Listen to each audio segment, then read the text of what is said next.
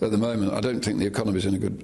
You can't afford... you can't have an economy with 9 million people on benefits and huge levels of immigrants coming in. I mean, the UK is being colonised.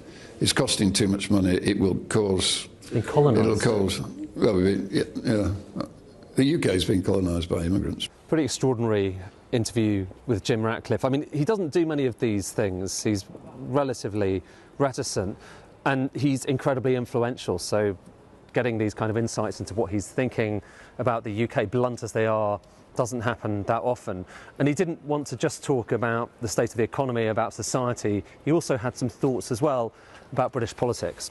You met recently with Nigel Farage, didn't you? Yeah, I did, yeah. Do you think that they would be a good government if they were to win the next election?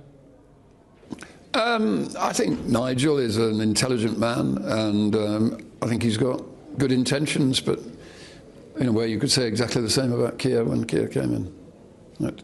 I think it needs somebody who's prepared to be unpopular for a period of time to get the big issues sorted out, would be my view. Yeah. Unfortunately, I've seen quite a bit of it at the football club, of course.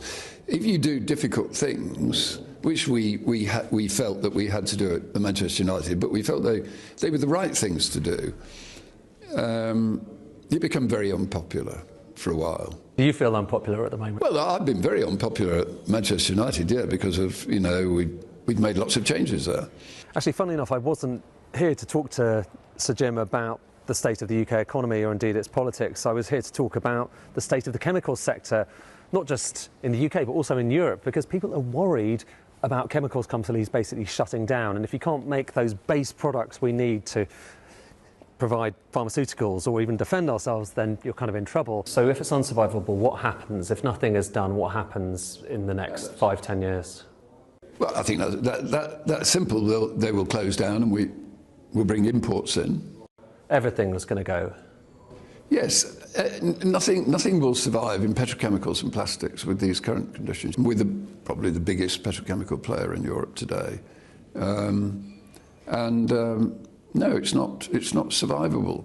It's actually the first time I've interviewed Jim Ratcliffe, and I was expecting it to be pretty controversial. He's a divisive figure, and as he says himself, relatively unpopular, particularly when it comes to Man U fans.